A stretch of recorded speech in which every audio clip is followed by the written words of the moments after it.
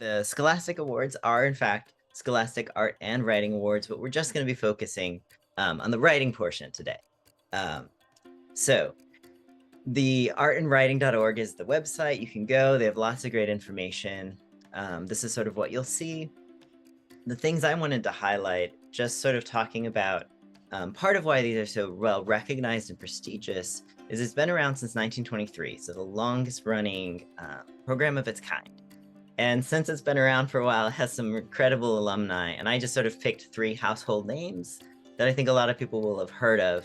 We have horror author Stephen King, modern artist Andy Warhol, and of course, actor and film producer or filmmaker Robert Redford.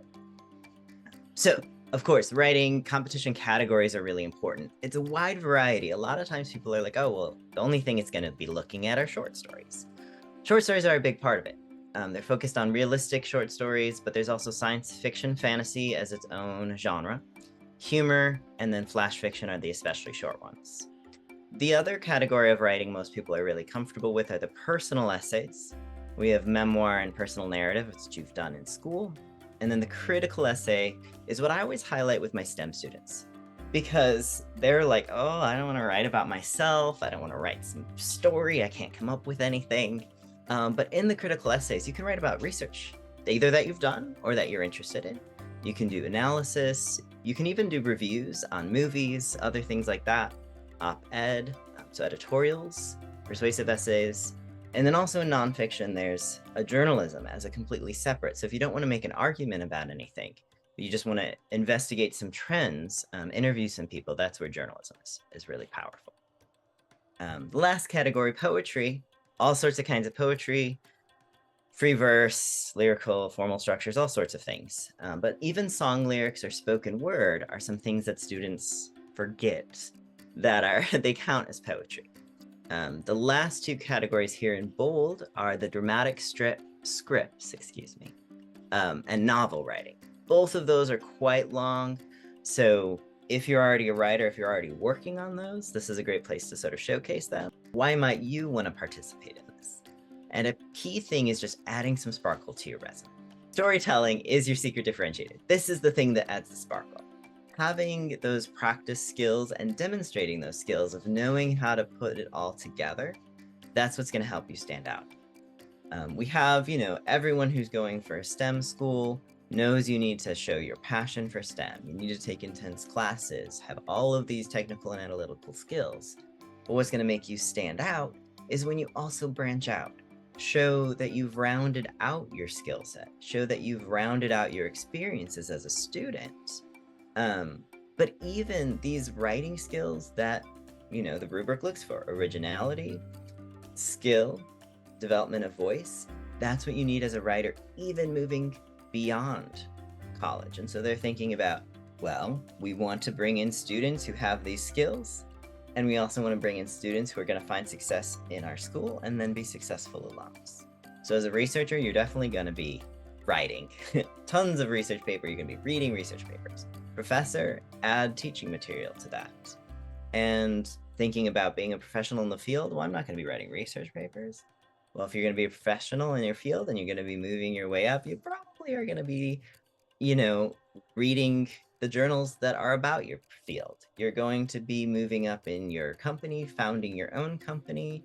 You're going to be creating materials for meetings. You're going to have to do a lot of storytelling to keep your people engaged. And then a lot of times my STEM students don't even realize how vast the field is for science writing. A lot of times you'll see the career technical writer. And so people are like, I guess you write,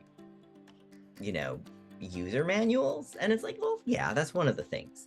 But now as science and technology is really just going everywhere in our society, we need more people who are trained in STEM to translate that, to tell the story, to help the rest of us know what's going on and how science and technology is impacting our lives. This is an example of a student who's worked through Kyros, early acceptance into MIT. Denny also happens to be from Texas, which is where my students are from right now, most of them.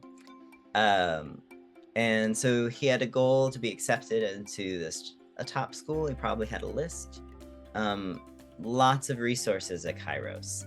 the platform with these, developing the strategy, having a clear plan to follow, making sure it's a well-rounded and strong application. And part of that was winning a Gold Key Award with the Scholastic Awards that we're talking about tonight. And so, over here, some of those highlights, you of course did great in competitions with math, but also writing. So that really makes him stand out. And so as a result, early acceptance right into MIT. So this is going to be a 4-week program to help you prepare for the Writing Awards. So it's going to be pretty high level.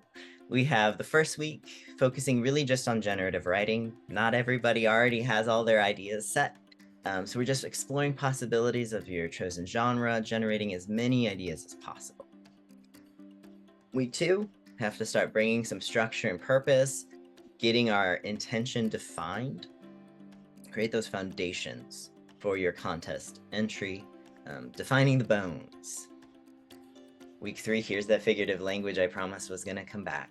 All right, this is how we deepen meaning and emotion through imagery, symbolism, literary devices.